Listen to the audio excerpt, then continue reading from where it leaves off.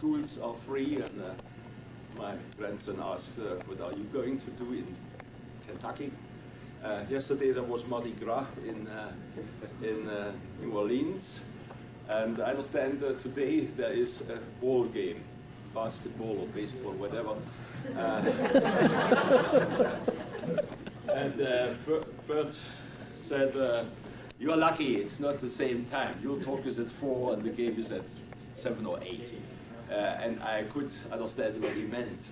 If your talk would be near the game, nobody would be at your talk, of course.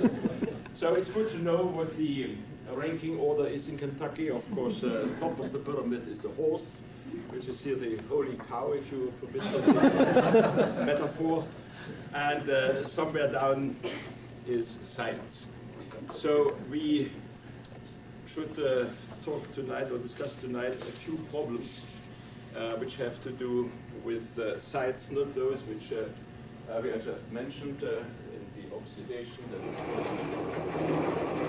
It's a different chapter of catalysis. Today we talk about acid sites and acid sites and metal sites and their combination. The work which I will try to summarize for you was done by a number of very able co-workers, and I mentioned that one of them, Galtalay, is here, so he will try to keep me honest, and I will hear at the end of the talk what I said, which was not quite up to his standards. Just to remind you, the acid catalysis, of course, is an old and famous story. In the 1930s, Herman Pines and Ipatjev discovered that alkanes, although they are called paraffins, are not behaving paraffinous when they are in contact with acids. They are becoming quite active, and you know the alkylation process as one of their results. This was not quite understood, and then a few years later, the end of the 40s, this group of John Otwash and Otto Beek and Stevenson in the Shell Lab in Emeryville could get hold of the new stuff, some heavy water, and when you put the sublimed or still some SO3 into it, you had a heavy sulfuric acid, and they studied the isotope exchange reaction of isobutene. And they found two very puzzling things. One, there was an induction period. A long time nothing happened, and suddenly the reaction had started off. And the second thing is that when they brought it to completion, the molecule had only 9 of the 10 hydrogen atoms exchanged. And that was, of course, against all conventional wisdom. Everybody knew that the most active one is this guy, and that is the only one which was not exchanged against the deuterium isotope. Well, they solved the problem when they added a little bit of butene. No more induction period, the reaction started immediately. So they speculated that there is an equilibrium, that these olefins have some basic properties, react with these protons, and form new thing, this acid-base adduct, which we now call the carbenium ion, specifically here the trimethyl carbenium ion. And that's a fast equilibrium, and in this way, of course, all the 9 hydrogen atoms which it has can be exchanged if you have an excess of deuterons here, and the small subpopulation of these olefins, the carbenium ions, is then communicating with the majority world of the paraffins by the hydride ion transfer. A new molecule donates this H atom with its electrons to this ion, and now the ion becomes a molecule, and the original molecule becomes an ion. This is the basis of our understanding of acid catalysis. We can generalize it. So there are these carbenium ions which are very active. They can isomerize. Of course, they can do more. They can react with olefins and oligomerize and polymerize, and they can crack and everything to know can be written here. and they communicate with the majority of paraffins by this hydride ion transfer, so the product reacts with the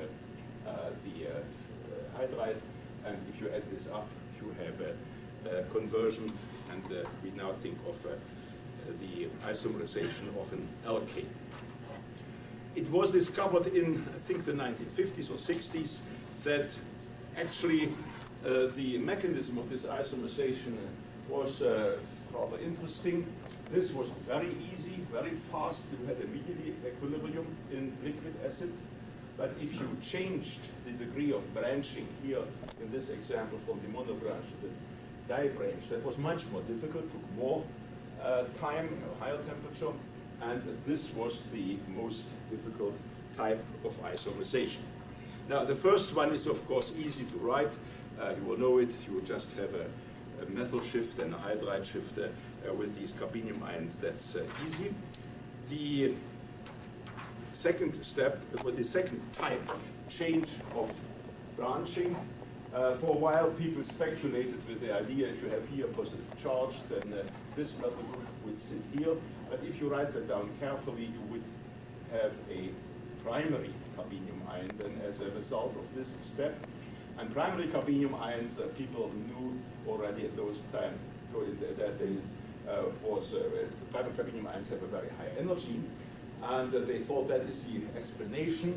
And that was, however, discredited when NMR came up and one could really measure the energy of the carbenium ions. And it turned out that the primary carbenium ion has a much higher energy for such a conversion where you start, for instance, from the tertiary to go to a primary. The energy difference would be the sum of these here, that's some 138 kilojoules per mole, whereas the measured activation energy is lower than that. So this is obviously not the chemistry which is taking place. The real chemistry was then found is making use not of a primary carbenium ion, you never have that virtually in a liquid phase catalysis, but is this C3 ring, a protonated cyclopropane ring, so you can form that and you can open it, and that's how this chain branching, changes of chain branching reaction takes place. This protonated cyclopropane ring is also important for a related reaction. The ring enlargement, another type of isomerization.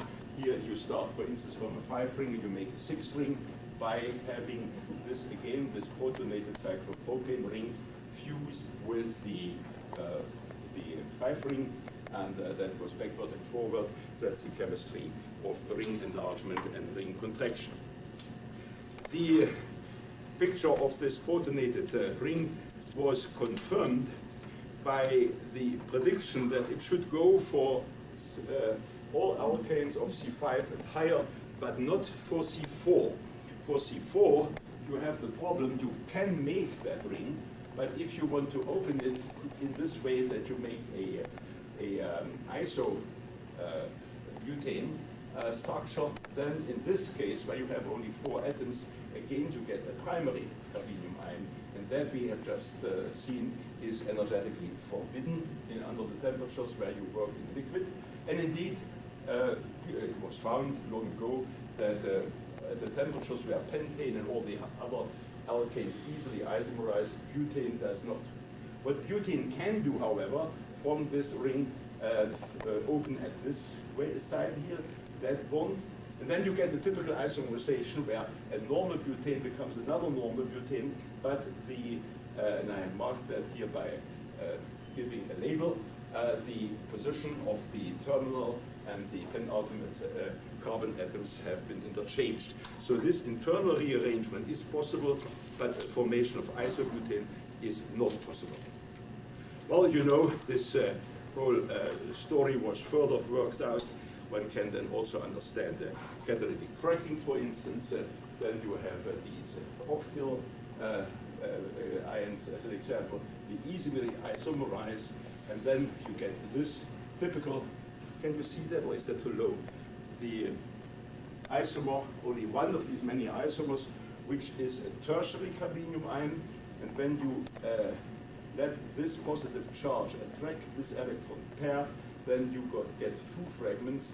One is again a tertiary, but now a C4 ion, and the other is an olefin. So this is a very fast cleavage where a tertiary carbenium ion gives beta fission to another tertiary carbenium ion, and you require for that, of course, a quaternary carbon atom. Otherwise, you can't do that. Cracking, of course, you do at rather high temperature. So you have there kind of pool or vessel where everything is in equilibrium, and the vessel has a little leak, and that is the leak where by beta fission then the two iso C4 fragments are formed. That is roughly the repetition of what was known and what is, apart from the last, except the last picture, the chemistry in liquid acids. The question now is, to what extent is that applicable to solid acids? All our refineries, when you talk about reforming or catalytic cracking, of course, we prefer to use solid catalysts. And the quantum chemistry shows that it is not probable that you ever make a carbenium ion on a solid acid. Even these zeolites, the chemistry is different. So it is a bit surprising that so much of the empirical material which you find on solid acid has some apparent resemblance to liquid acids. So what I will discuss with you today is, are there any real typical differences? Is there any principal difference between the catalytic chemistry on solid acids and on liquid acids, in liquid acids? And in order to discuss that, I should mention that when you have solid acids, alumina or zeolite, whatever, you have, of course, the obvious advantage that you can separate and you can go to higher temperature. The price you pay for this freedom of doing the catalysis at higher temperatures than in a liquid is that you have then at this higher temperature not only these classical carbenium ions, which I just described, you have also some allylic carbenium ions, which are in equilibrium with dienes, and as you all know, these are coke precursors. So therefore, people learned rather early in the game, time from Vladimir Hensel, that if you want to use solid acid catalysis at high temperature, you better should have something which removes the coke precursors in situ. So they added a little platinum on the solid acid. So if I compare solid acid with liquid acids, then it would be incomplete to do that without including those solid acids which are in actual fact, reality, bifunctional catalysts. They have a metal and they have an acidic function. So what I hope you will be the take-home message is an answer to this question: what are the typical principal differences in the catalytic chemistry between the liquid acids, which I just summarized in this little introduction, and the solid acids, including the bifunctional catalysts which we use in refineries, for instance. You remember when the idea came up that platinum should be added, Mills and Heinemann and Oblad had this simple scheme which assumes that there are reactions catalyzed by the metal, and that is only dehydrogenation, and that's the vertical part of this graph, and there are reactions catalyzed by the acid, and these are the isomerization of the skeleton. Now, we know, of course, that this is too simple.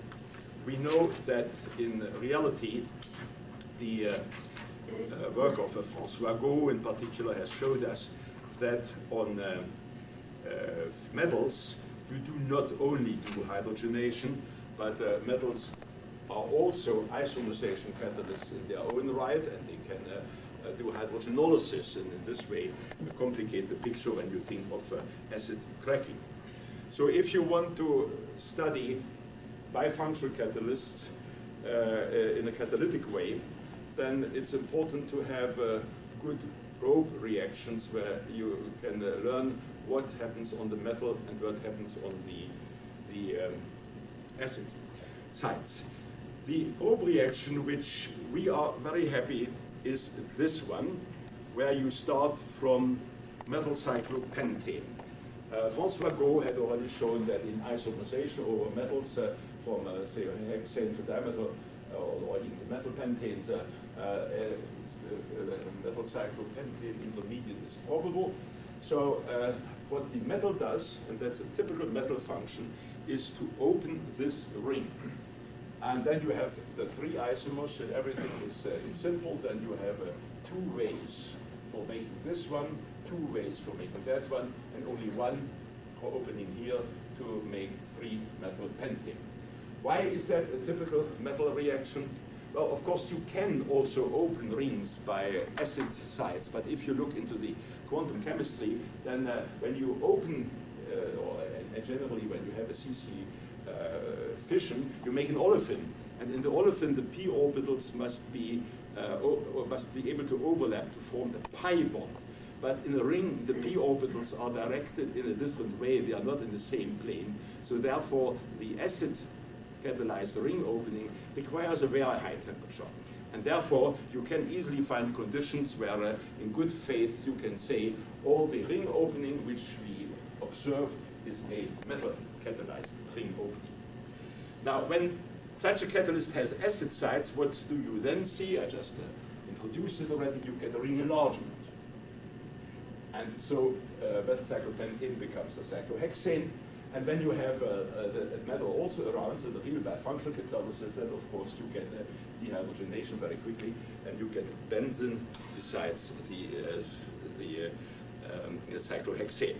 So with this probe reaction, we can rather specifically distinguish this, and we soon learned that even if you have, for instance, a zeolite and you start from the sodium form and there are orders to get no protons, if you introduce the metal, you can easily create acid sites. Obviously, because by ion exchange, you make ions, and when you reduce them, you get protons. So here you have a typical way of ion exchange. You have a metal ion, platinum, palladium, or whatever you like, rhodium, for instance, as an amine complex, and then you calcine, and then you destroy successively these ligands. And while you do that, the ion at some stage can migrate to different cages. This is just the Y zeolite. And at each stage, you can decide, I stop and I reduce it, and then I get the metal particles, and of course I get protons. Hydrogen plus iron gives metal plus protons. You can also do it in this way, so you end up with protons. Unless you try to prevent that, you can, of course, if you start, for instance, from the tetramine complex, axis 4, you can decide how do I want to calcine it. We can calcine it until all the 4 amine complexes are burned, and then X is 0, and then we have, of course, this chemistry which every high school boy can write down, and you make 2 protons per metal atoms, and then you have metal and acid side exposing bifunctional catalyst. But you can, if you wish to avoid that, just be a little bit milder with the calcination, and then you have, for instance, still the diamine ion, and when you reduce that, then you get no protons, you get ammonium ions. So that's a way of dosing it, and if you do that, play that game, and that has been published long ago, then you get, for your probe reaction, this methyl cyclopentane ring opening and ring enlargement, and now you really see what you are doing. Let's say here, in the simplest case, if you have killed all your protons by back exchange with the sodium, and then you have 100% ring opening. So this confirms what I said predictably. That is the metal catalyzed reaction, and also for palladium and silica. If you do not re-exchange, then it depends on how you calcine. When you destroy all your ammonium, all your amine ligands, then you get a lot of protons, and then you have ring enlargement, the acid or bifunction catalysis as the dominant thing. If you calcite only mildly, so that you leave some of your amine ligands intact, so that they will neutralize most of the protons. When you reduce, then you have the ring open. So it is a rather good reaction to probe that, and it looks so far as if everything which you predict in a simple-minded manner comes out. There is, however, a snag. And the snag is not visible on this one if you do not look at the selectivities, which this particular overhead sheet shows you, but if you look at the yields. From what I have told you so far, you would expect, if you work under differential conditions and you have no protons, then you get a certain reaction rate for the ring opening. Now you add the protons and you open an additional channel, so now you would also get ring enlargement in addition to the ring opening, but the ring opening shouldn't be affected. It would just be two parallel channels. But that's not what you find. You find that the ring opening goes down when the ring enlargement is opened. Now, we looked for trivial causes for that. I won't bore you with that because we could reject them all. And what we found was, and that's the main issue, that the acid sites in the zeolite and the metal sites do not lead independent lives, and they are not catalyzing as independent sites as this simple naive scheme assumed, but they react with each other. Protons and metal clusters, platinum, palladium, and so form rather strong chemical bonds.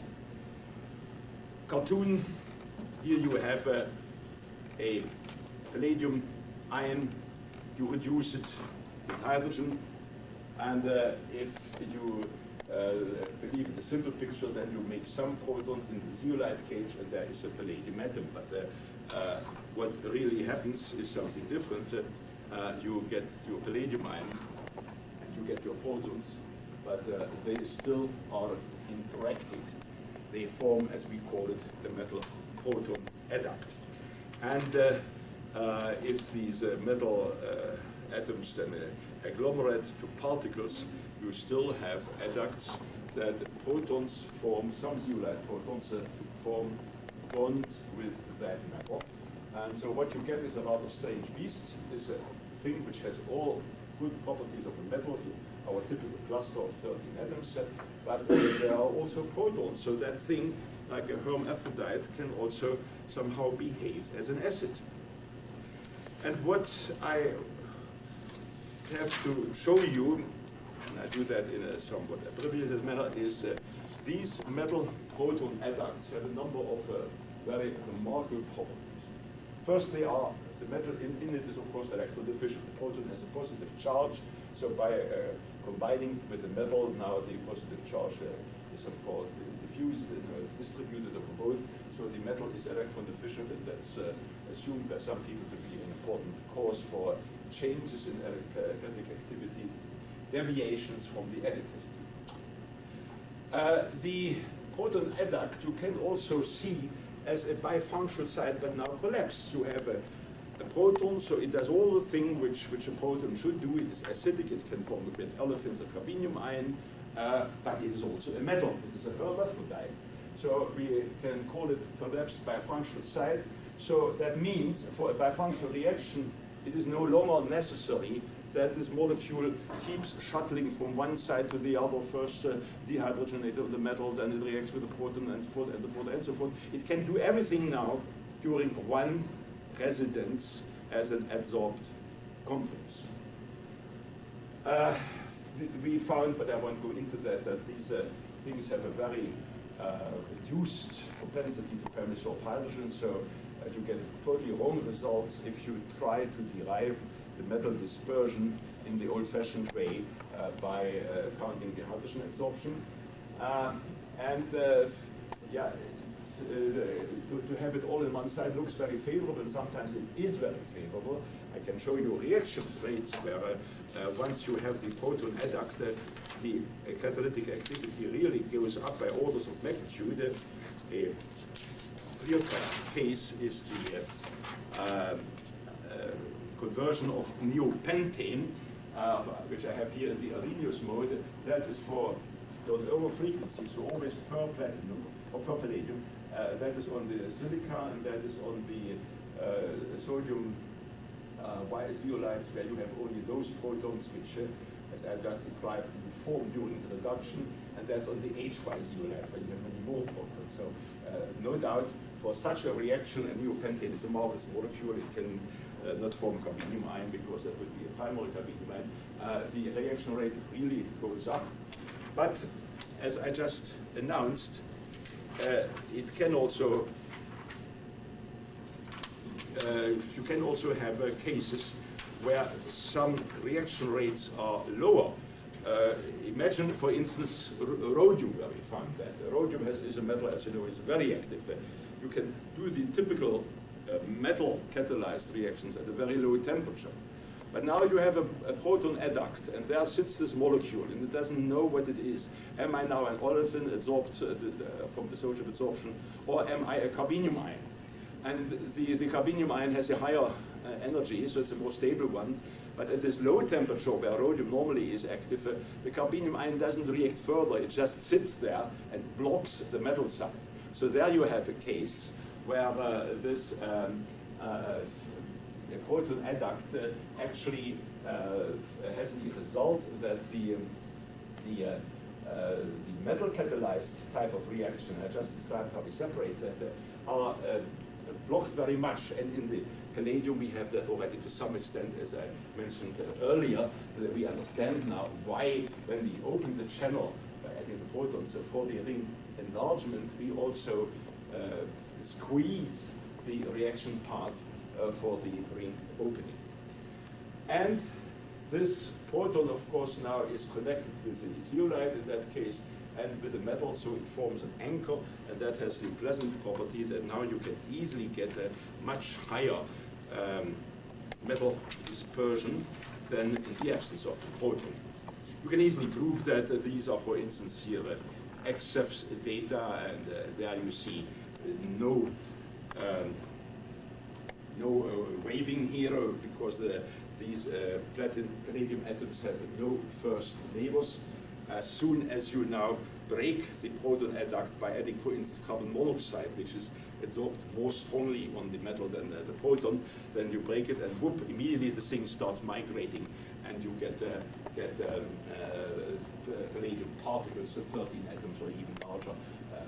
These are the raw data. I, of course, can show you the evaluation, but the raw data already show that. You can also see it in the electron microscope. If you have these proton adducts, then you can easily make the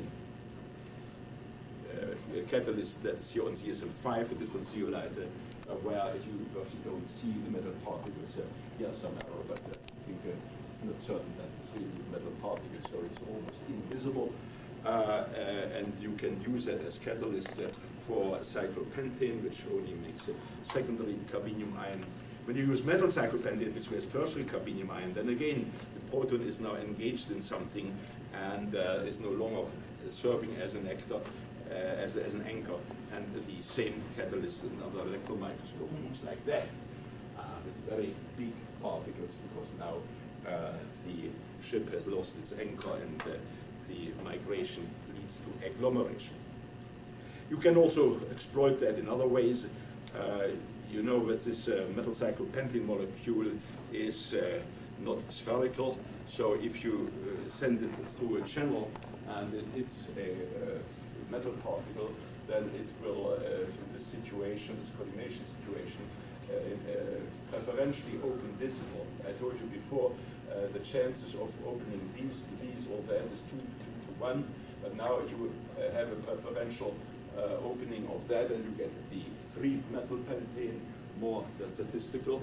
But if you have your proton adducts, then you can actually stabilize very small particles, and we have even stabilized isolated platinum atoms in mordenite in these side pockets with the protons. And when now in this situation you have the same methylcyclopentane molecule here, then you can slit it open at the sides. So that means a situation where you get now preferentially the 2-methylpentane, not the 3-methylpentane as in the other case. So you can play with that, and here are the data with a number of catalysts. You see this is the ratio of 2-methylpentane, 3-methylpentane.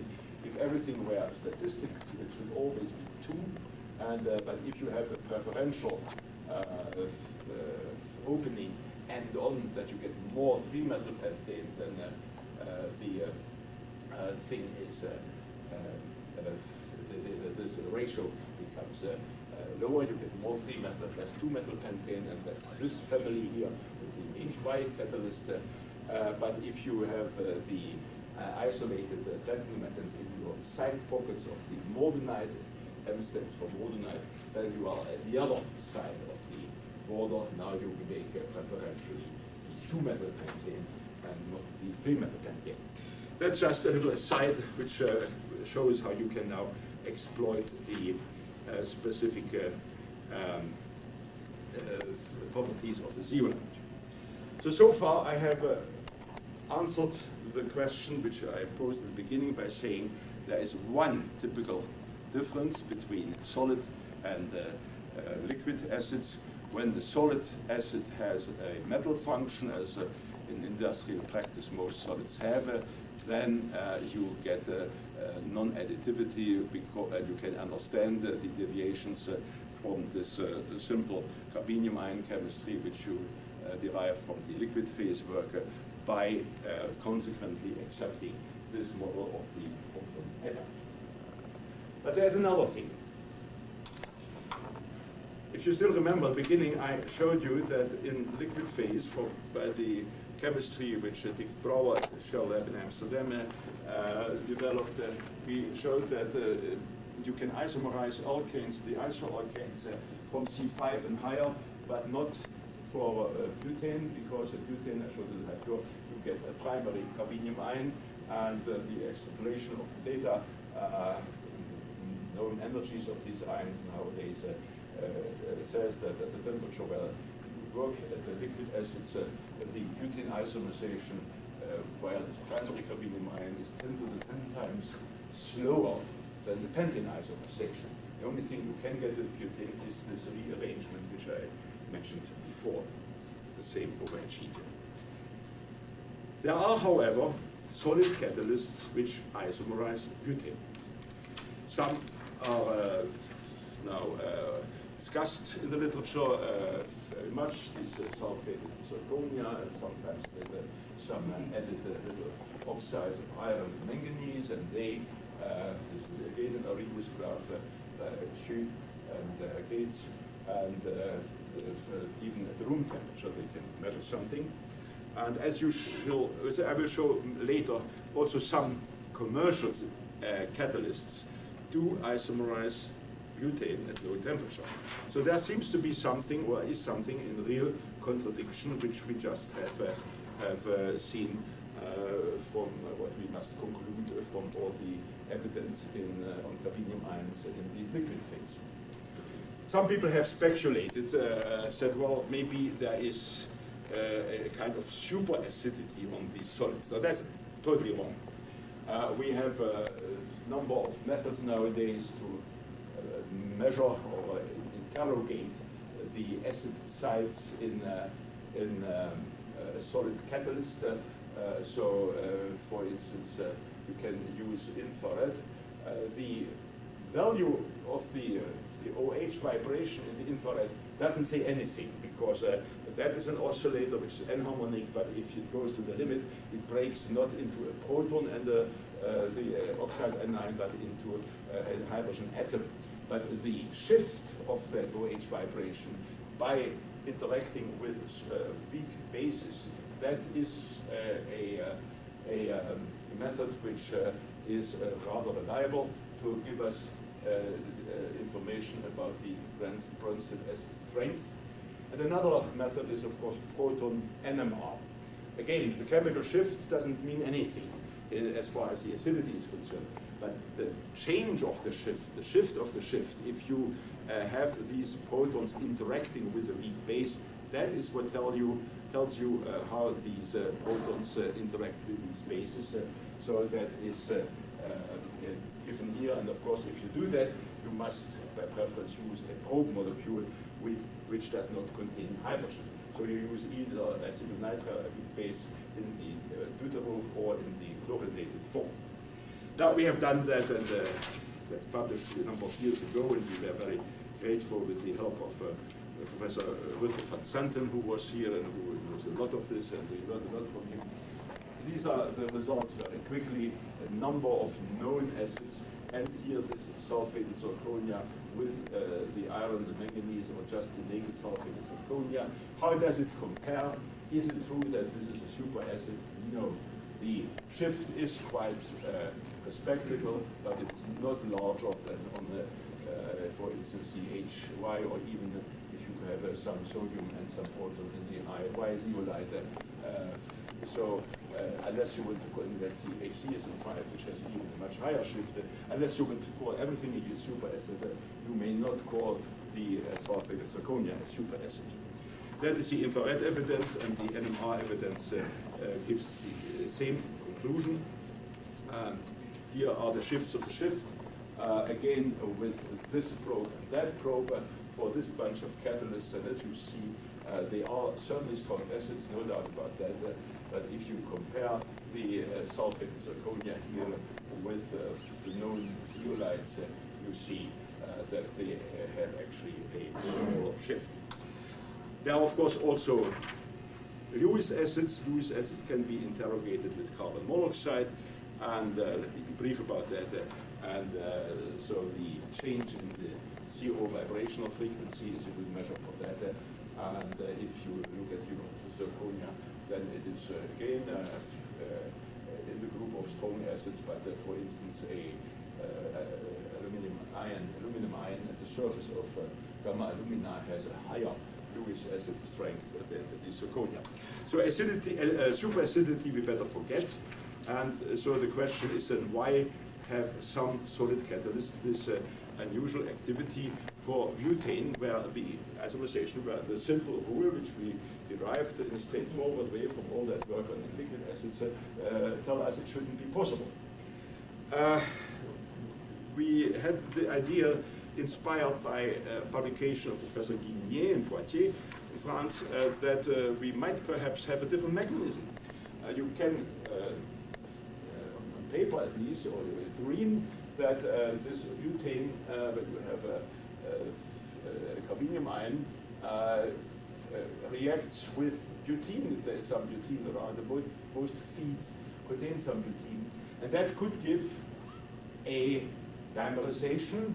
You get an alkylation of a C8 thing, and we have seen before these isomerize very quickly, all solid acid catalysts. And again, there is one of the isomers, the famous one which I showed you before when we talked about the tracking, which has this propensity that it very easily, and with very low activation energy, attracts an electron pair, and then you get the two iso C4 fragments. So that was the wild idea. Could that be so? Now you have to check that, and since we are not in California and not in a jury, we have to ask for evidence. And this is the evidence with labeled molecules. We could, lucky enough, get some feed, some butane which was labeled at the two terminal carbon atoms C13. And so the reasoning is now very naive. If you have an intramolecular rearrangement, then of course you have two label atoms in the molecule, and you retain two label molecule, obviously. But if you have an intermolecular, or for instance a bimolecular reaction, then you should get things with C13, some which have no C13, some which have one, some which have two, what was when to start with, some which even have three, and some which have four. That's a qualitative idea. and the result is given here. So the butene which we get over this catalyst had all of them. Had some with no C13, some with 1, some with 3, some with 4. And if you compare the distribution which you get from what you calculate in theory, if you have total random distribution, then you have the binomial distribution, which are these numbers, and you see they are virtually equal. So two results. The reaction is intermolecular, no doubt about that, and there is even a total randomization, a total isotopic scrambling among the product. Is that because the normal butane was quickly isomerizing or scrambling? No. Under this situation, of course, you have an incomplete conversion. There is still normal butane left, and this still is in the vast majority what it was. And so that is certainly not the answer. Only after a long time, and everything is equilibrium. Also, the normal butane from the background reaction gets some isotopic scrambling.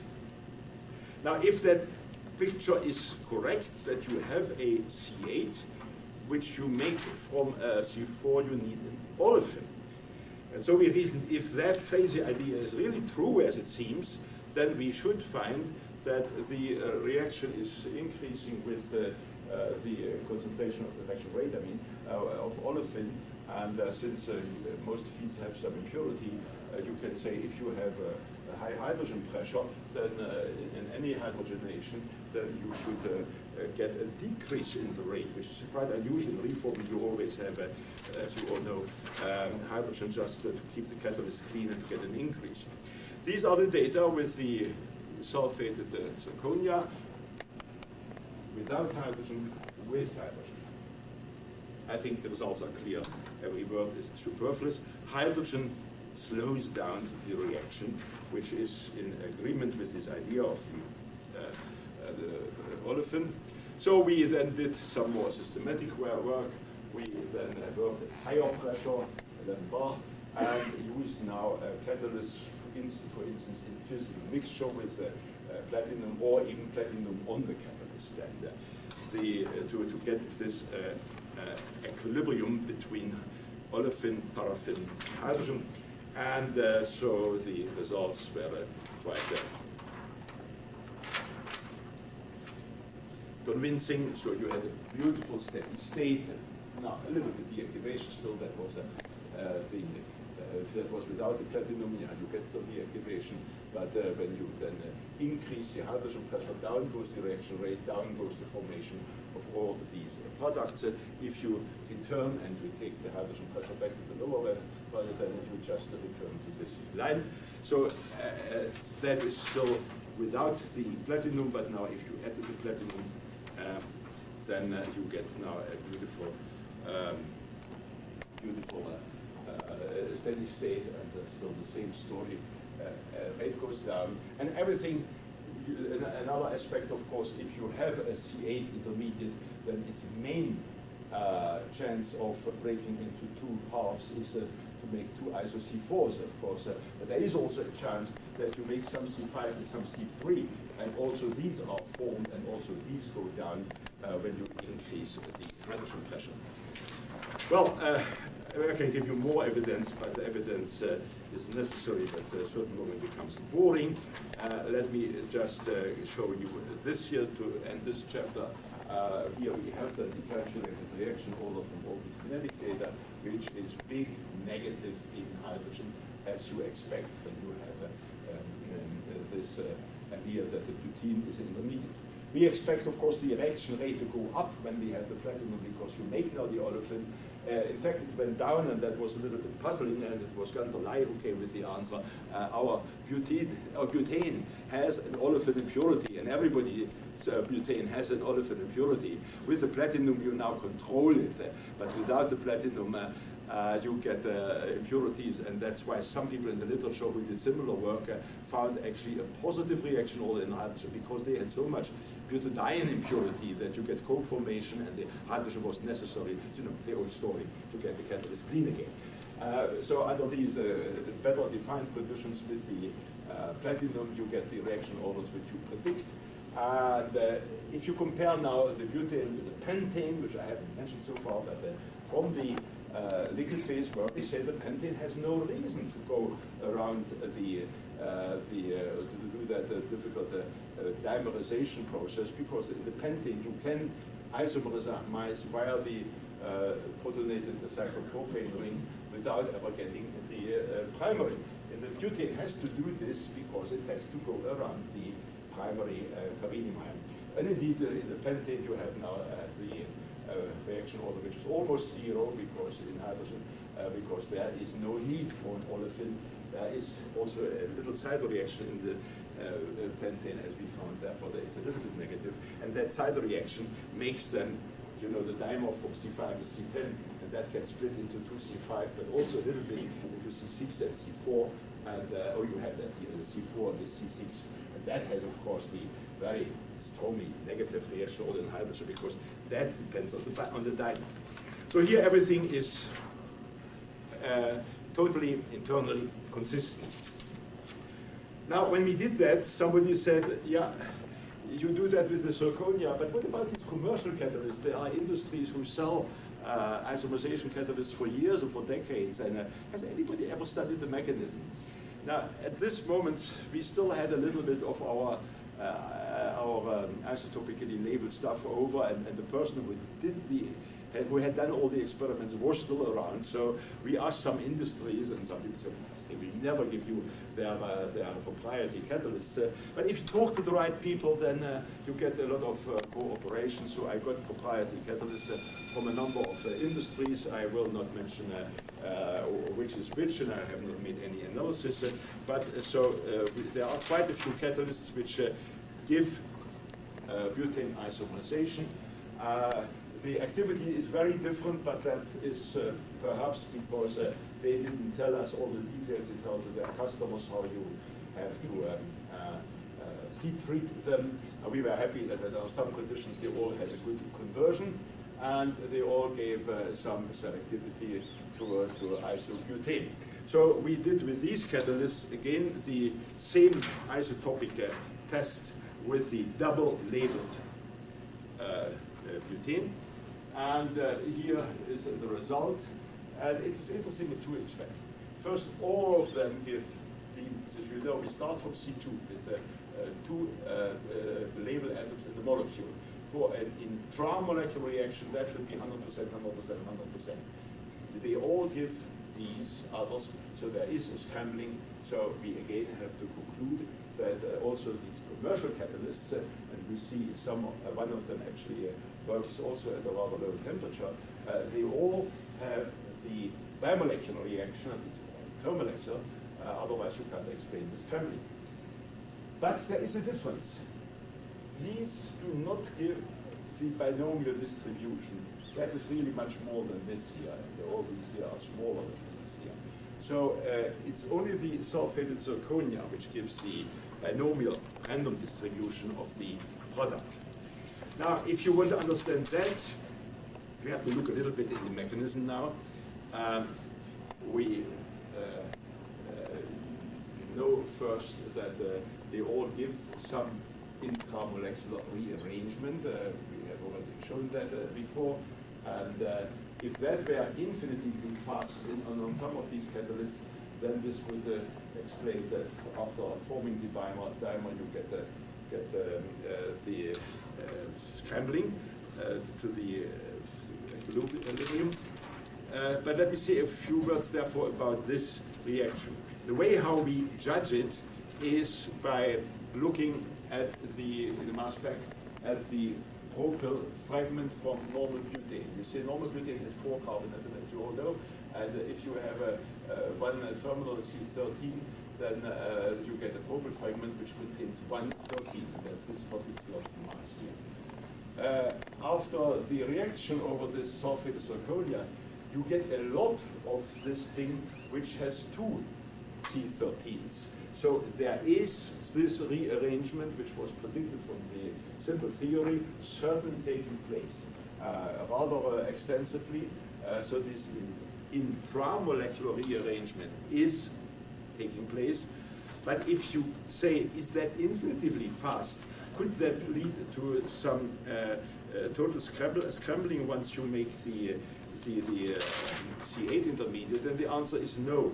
I have just compared here the reaction rates or the conversions for the isomerization and for this rearrangement, and you see they are comparable. Actually, these are always a little bit slower.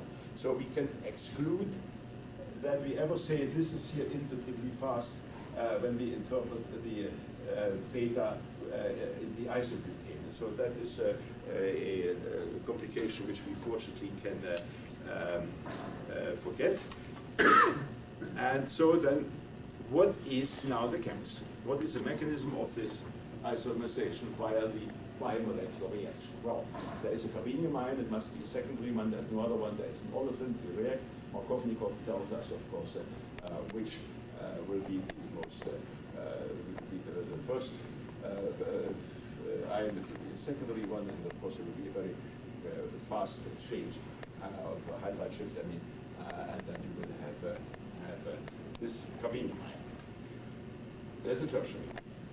Very interesting, when you start from this double labeled thing, you have 4 methyl groups, and all 4 are C13, and all the other carbon atoms are C12. So you can already predict if that's the only thing which happens, and if that then isomerizes in the easy way by methyl shifts, you will never get any real scrambling. If at the end you cut the final molecule in 2, you will still have the 2 methyl groups in each half, and the methyl groups are and remain C13. Methyl shifts do not give any interchange between these and those. That's obvious. So then we can say, now what about the somewhat more complicated isomerization? What about our popular protonated cyclopropane intermediate? So we start from this here, and we have now this ring closure, ring opening, this chemistry. And what do you see? Again, the final molecule, if you write that down carefully, again has 2 halves, and each half has 2 C13 atoms. So the formation of the C8 intermediate is a necessary condition for scrambling, but not as sufficient. There are a lot of reaction paths you can amuse yourself writing on paper on blackboard, where you get the C8, you get all the probable isomerization, and still at the end you would get only the molecules with the double-labeled molecules the same as the original one. So how does that sulfated zirconia do that job then? Is the question that you get binomial distribution. Now, if we start from this, we had here already used the isomerization to get this quarterly carbon atom. And if you now make the following assumption, let's assume that this thing with the quarterly carbon, which could so easily undergo beta fission, doesn't do it, but just stays around for a while and isomerizes further. Then you can get this situation where you have now, for instance, 3 methyl groups with C13 and 1 half of the molecule and only 1 in the other half. If this splits, then you get the products which have a different isotopic composition than the original one.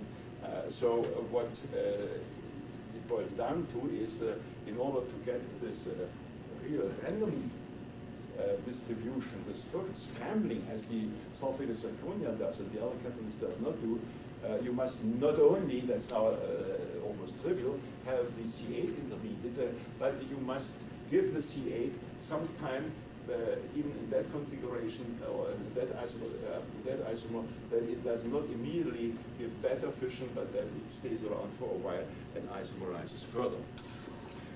And indeed, if you look back at the data, only the catalysts who do the job, which do the job at low temperature, do give this very high degree of scrambling of the approaching the binomial distribution. Let's come to an end. So this last part, I just have written down again. So starting from this properly labeled, dilabeled molecule, we see that the scrambling is controlled by the first part by this internal rearrangement prior to the formation of the C8, but that is not infinitely fast. That can never lead ultimately to a isotopic scrambling. But the other thing is that the C8 ion with the quaternary carbon ion atom must be formed, it must isomerize further, and then you can get the binary distribution, which of the catalyst we know we have only obtained with the sulfated zirconia and never with any of these commercial catalysts. So to end it, the whole story, what are now our conclusions? We started from the liquid acids, where we have seen the secondary and the tertiary carbenium ions, but never primary because they are energetically so and such a high energy that's energetically forbidden. We have seen that in the solid catalysts, when they do contain platinum, one group of reasons why they are different from the liquid is that the platinum of the liquid, whatever you have, and the protons form these adducts, which act, for instance, as a collapsed bifunctional sites, in addition to the fact that they anchor. And we have seen that the solid catalyst, some of them find their way around this forbidden country of the primary carbenium ion by using the dimer and this bimolecular mechanism, so that the butane is isomerized via C8 intermediates, and that requires, of course, that the catalyst must either find some butene in the feed, or he must make them. It must make it itself during the reaction. So the answer to the question I mentioned after the introduction is yes, there are two very typical and principal differences between solid acid catalysis and liquid acid catalysis. The formation of this metal proton adduct is the keyword for one of the differences, and the easy formation of the bimolecular path, which is very difficult in liquids but possible in solids, is the other reason for the other cause for the differences. The goal plane has not yet started, so I thank you for your patience. It's 5 o'clock.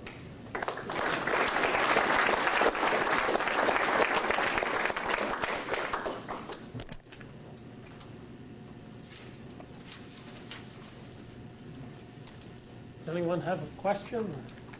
Questions? Or? Yes? Professor Sachtler, what is, in your view, so unique about the structure of the sulfate zirconia that gives rise to this interesting? It's not superacidity, obviously, but what is it? Yeah. Would you expect to see, for example, the same type of behavior from sulfated titanium or other sulfated oxides? That's a very good question, and I don't think I have a real definite answer to that. There are the two models for the sulfate group of the zirconia, this K-filter model and the Knudsinger model, and the assumption is that in the same way as with the zeolites, for instance, you form an alkoxy group from the hydrocarbon. In this case, you form something which resembles almost an ester, a sulfate ester. So the sulfate group certainly is the essential part. I have not mentioned, but in your question that was already implicitly assumed. Yes, it is a Bronsted catalysis, not a Lewis catalysis. We have done work with deuterated catalysts and deuterium and things like that. But why is sulfated zirconia not identical with sulfated titania? Of course, you have two elements. That's a cheap answer. But would anybody, or could anybody with what we know now have predicted that the sulfated zirconia is doing all that, and the titania is not to the same extent. I don't think this is the state of the art we can claim in catalysis. This is not a particular result. We do know that in the zirconia, actually, there are two modifications, the tetragonal and the preclinical modification, and the tetragonal is the active one. But whether that's actually essential for the acidity, I don't know. Usually when you have the phase transformation, you also lose a lot of surface area. So therefore, there may be a little bit of myth in this crystal modification. That the tetragonal modification is stable for very small particles. And if you have a real standard state in the sense of thermodynamics, then the other modification becomes a stable one. And the sulfate helps to keep, to stabilize these small particles. That's an essential point in that. It's still not answering your question, I know that, but we have made use of that now, since we have now made these mesoporous sulfated zirconias. But is it predictable? Would it have been predictable with what we know now? I think the honest answer is no. Would you agree, Gunther? I think we should ask you, what I have said in the last hour would you prefer to say differently? I think that's what the audience really should. We know only from the reactivity, from the reaction data. Yeah. In the sulfate, the alumina is the same.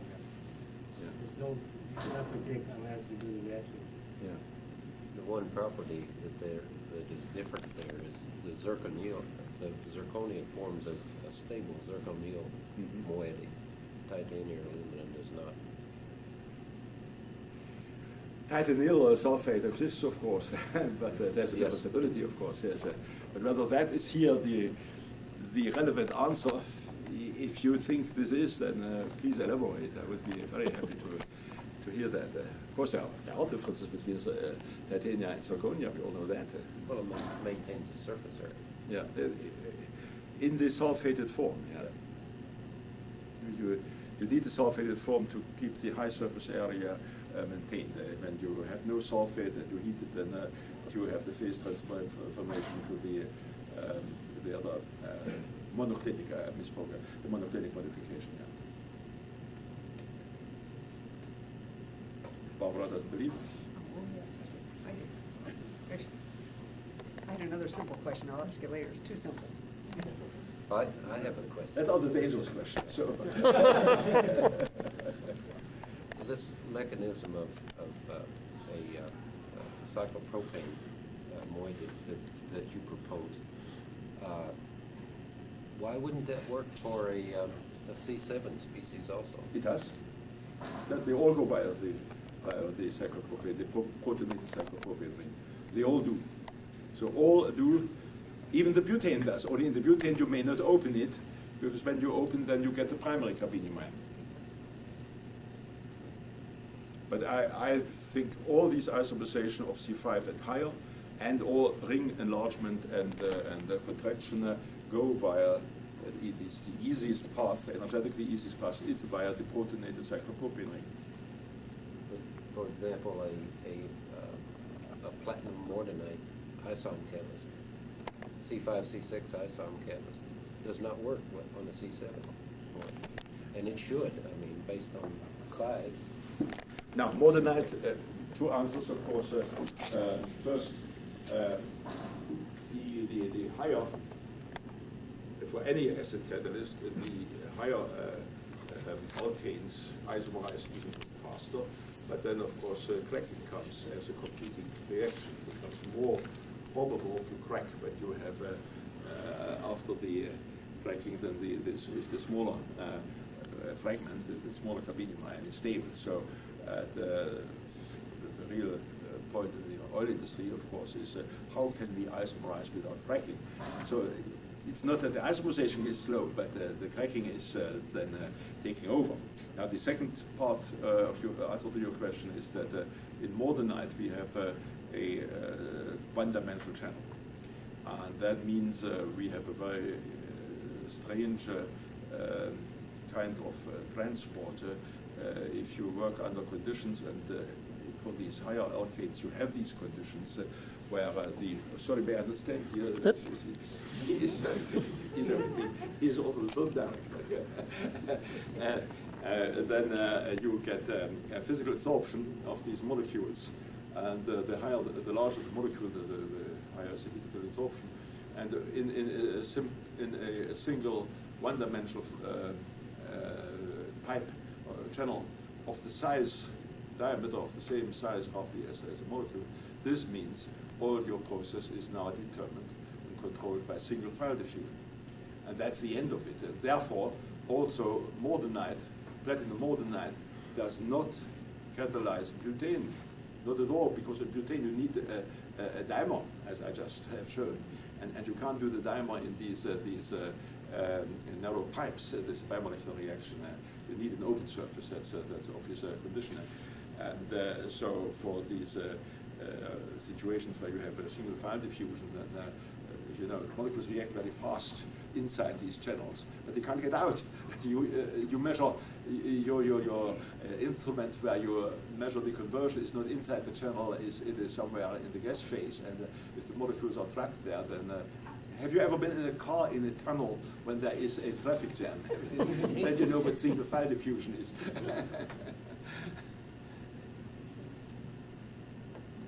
Based on this C8 intermediate model that you presented, would you expect sulfate zirconia to have a high selectivity towards isopyrophenolic alkylation reaction? In other words, would the C8 survive as the final product? No, the general answer, of course, is in solid acid catalyzed alkylation.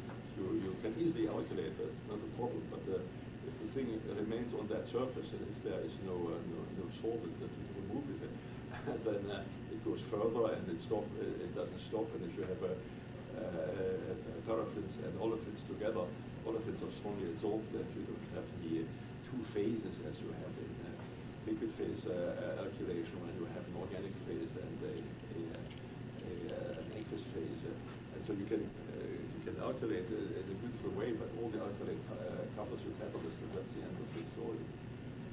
And that's not typical for sulfate zirconia. That's true for all the acid catalysts. They are all have the easy reaction of carbenium ions with olefins reacting further, but it doesn't stop. I mean, here we have conditions where you just have the dimer and then it breaks open, and so that keeps the whole thing going. But if you want to have and I should say, here we always work with an olefin concentration in the order of ppms.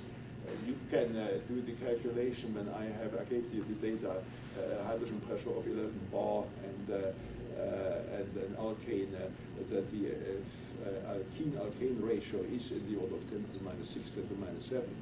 That's the amount you need. But if you want to have a stoichiometric reaction with an olefin, then of course you have orders of magnitude higher concentration, and then of course the thing goes on. Is it, in your opinion, is it realistic to try to develop a isomerization catalyst covering C7 and C5 and C6?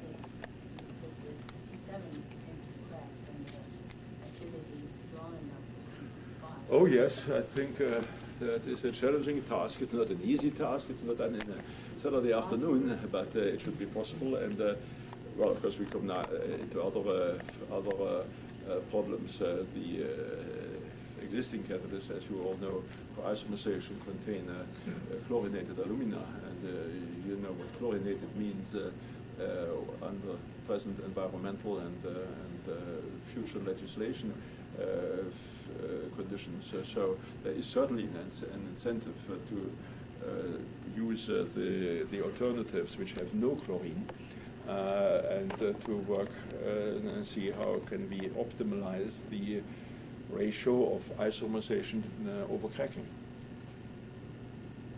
And the question is, do we reduce it? Let me just mention that in passing, some people fear that the sulfated zirconia will be reduced when you have a particular platinum. And we've studied that rather extensively, at least with hydrogen, and there we can confidently say the reduction requires, even with the presence of platinum, a higher temperature than the catalysis. So one can do catalysis without reducing the sulfate to a large extent. Well, maybe we should adjourn at this point and thank Professor Sachtler for an interesting presentation. I guess Diane's going to tell you where to go get your car now. We've been assured, for all the Tri-State people, we've been assured that if you are in a space that's not a handicap space in either of the lots behind here, you're okay. And anybody who's towed or ticketed, bring it up your burden. Our social hour and dinner are going to be next door at the Faculty Club. If you just go in the main door and go to the left of the bar area, we're in the Thomas Hunt Morgan room. I figured out. And that's your worst deal with these people. She's so calm and patient. She had the guy saying, no problem, we'll just leave that lot alone. Much nicer than I would have been. She was at the policeman or She called him. She was much nicer than I would have been at that point. They got it to us. My car stuff on the way. Like right